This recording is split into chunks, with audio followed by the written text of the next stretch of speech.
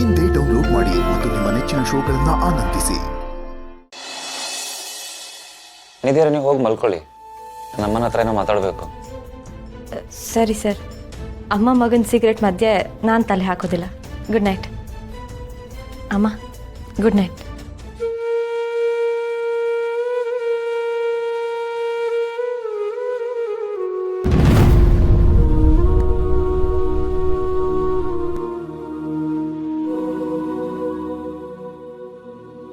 ಅದು ನೀರು ಕಾಯಿಸ್ಕೊಳ್ಳೋಣ ಅಂತ ಹೋದ್ನಲ್ಲ, ಬಿಸಿತಾಗಿ. ನೀನು ಹೇಳ್ತಿರೋದು ಸುಳ್ಳು ಅಂತ ನಿಮಗೂ ಗೊತ್ತು, ನನಗೂ ಗೊತ್ತು.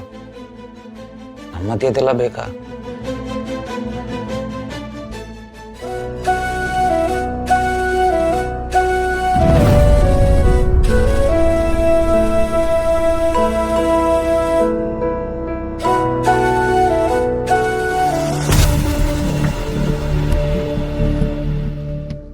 ಬರಲಿ ಅವಳು ಇವತ್ತು. ಇದುವರೆಗೆ ಅವಳಿಗೆ ಕಲಿಸಿದ ಪಾಠ ಸಾಕಾಗಿಲ್ಲ ಅಂತ ಕಾಣುತ್ತೆ. ಅವಳು ಕಳ್ಳಿ ಥರ ಅಡುಗೆ ಮನೆಗೆ ಹೋಗಿರಲಿಲ್ಲ ಅಂದರೆ ನನಗೆ ಆ ದರಿದ್ರನಿಗೆ ಅಡುಗೆ ಮಾಡೋ ಕರ್ಮ ಬರ್ತಿರ್ಲಿಲ್ಲ. ಒಂದು ನಿಮಿಷ ಕೂತಿ, ನಾ ಬಂದೆ.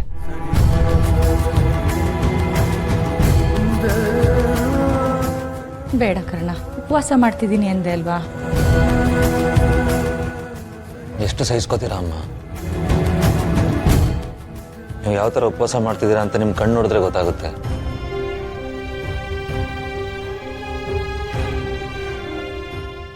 ಸಾರಿ ಅಮ್ಮ. ಇಷ್ಟು ವರ್ಷ ನಿಮಗೆ ಅಪ್ಪ ಹಿಂಸೆ ಕೊಡೋದು ಗೊತ್ತಿದ್ರು ಅಂಕಲ್ ಏನೂ ಮಾಡೋಕ್ಕಾಗ್ತಿರ್ಲಿಲ್ಲ.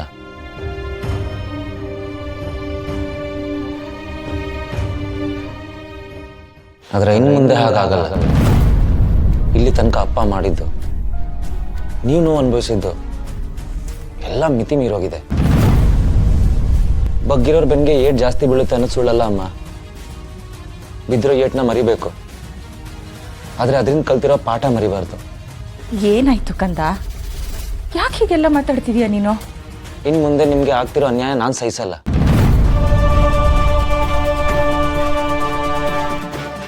ನೀವು ಹೋಗಿ ನಿತ್ಯ ಜೊತೆ ಮಲ್ಕೊಳ್ಳಿ.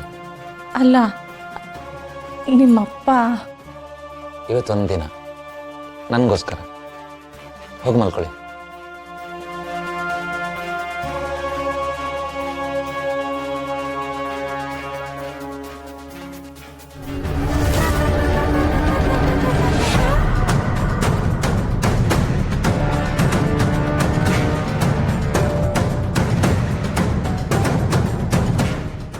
ಮಾಲ್ತೆ,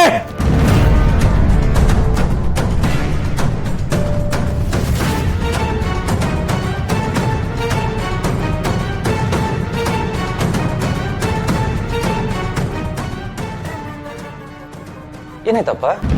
ಯಾಕೆ ಇರ್ತಿದ್ದೀರಾ? ಮಾಲ್ತಿ ಯಾಕೆ ಇನ್ನೂ ಬರಲಿಲ್ಲ? ಅಲ್ಲ, ಅವಳಿಗೋಸ್ಕರ ಕಾಯ್ತಾ ಇದ್ದೆ. ಅಲ್ಲ, ಉಪವಾಸ ಬೇರೆ ಇದ್ಲಲ್ಲ, ತುಂಬ ಸುಸ್ತಾಗಿರುತ್ತೆ, ಬಂದು ಮಲ್ಕೊಳ್ಳಿ ಅಂತ. ಆಗ ಪ್ರೀತಿಯಿಂದ ಬೈದಿದ್ದ? ಪ್ರೀತಿಯಿಂದ ಕೆಲಸ ಕೆಲಸ ಅಂತ ನಿದ್ದೆ ಬಿಡಬಾರ್ದಲ್ವಾ? ಪಾಪ ಅಮ್ಮ ಈ ಮನೆಗೆ ತುಂಬ ತ್ಯಾಗ ಮಾಡಿದ್ದಾರೆ. ಅದು ಅರ್ಥ ಆಗಕ್ಕೆ ನನಗೆ ನಿಮಗೆ 10 ಜನ್ಮನೂ ಕಡಿಮೆ. ಹೌದೌದು ಹೌದೌದು. ನೀನೇನು ದಿಂಬು ಹಿಡ್ಕೊಂಡು ಇಲ್ಲಿಗೆ ಬಂದಿದ್ದೀಯಾ? ಇನ್ನೂ ಮಲಗಿಲ್ವಾ? ಅಪ್ಪ ಇಷ್ಟು ವರ್ಷದಲ್ಲಿ ಯಾವತ್ತೂ ನಿಮ್ಮ ಜೊತೆ ಮಲಗಿಲ್ಲ. ಇವತ್ತು ಯಾಕೋ ನಿಮ್ಮ ಜೊತೆನೇ ಮಲಗಬೇಕು ಅಂತ ಅನಿಸ್ತಿದೆ. ಅದಕ್ಕೆ ಅಮ್ಮನ ನನ್ನ ರೂಮಿಗೆ ಕಳಿಸ್ಬಿಟ್ಟೆ.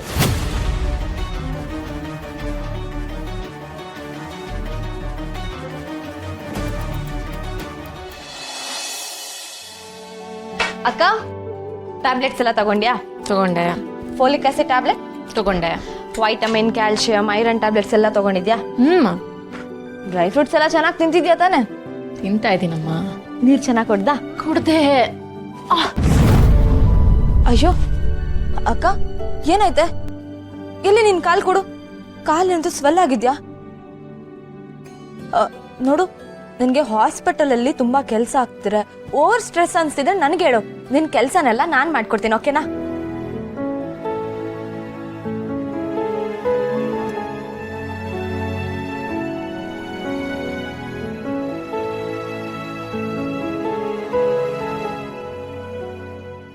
ಯಾಕೆ ಅಕ್ಕ, ಏನಾಯ್ತು? ಯಾಕೆ ನಗ್ತಿದ್ಯಾ? ನೋಡು, ಹಾಸ್ಪಿಟಲಲ್ಲಿ ನಿಂಗೆ ಯಾರಾದ್ರೂ ಹರ್ಟ್ ಮಾಡಿದ್ರೆ ನನ್ಗೆ ಹೇಳು, ಅವ್ರಿಗೆ ಹಾಕೊಂಡು ಹಂಗೆ ಕ್ಲಾಸ್ ತಗೊಳ್ತೀನಿ.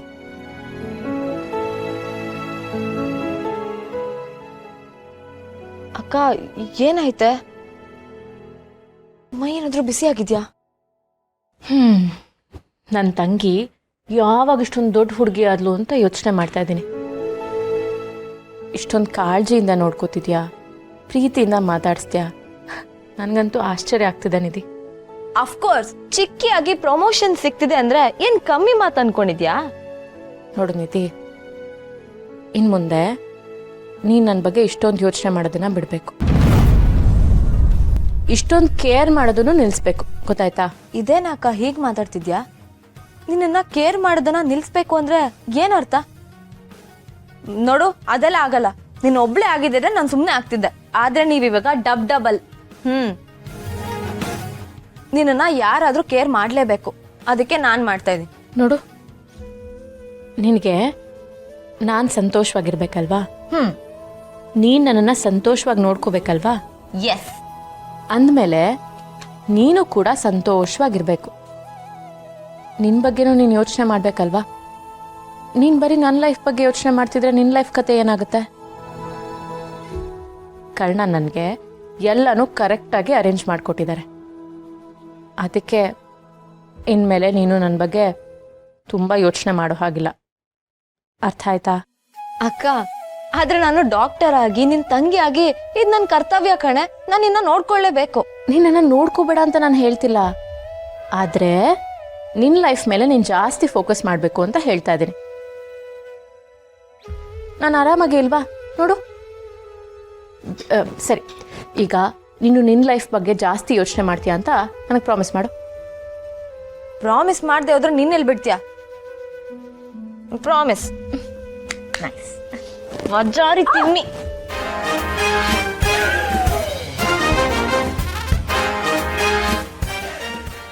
ನೋಡಕ್ಕ, ನಾನಿನ್ನ ಕೇರ್ ಮಾಡ್ತಿಲ್ಲ ಅಂತ ನೀನ್ ಸರಿಯಾಗಿ ಡ್ರೈ ಫ್ರೂಟ್ಸ್ ತಿಂದು ಹೋಗೋದು, ಟ್ಯಾಬ್ಲೆಟ್ಸ್ ತಗೊಳ್ದೆ ಹೋಗೋದು, ಊಟ ಮಾಡದೆ ಹೋಗೋದೆಲ್ಲ ಮಾಡಬಾರ್ದು, ಓಕೆನಾ? ನೋಡ್ತೀಯಾ, ಮತ್ತೆ ಮತ್ತೆ ಮತ್ತೆ ಶುರು ಮಾಡಿದ್ಲು ಗೂಬೆ.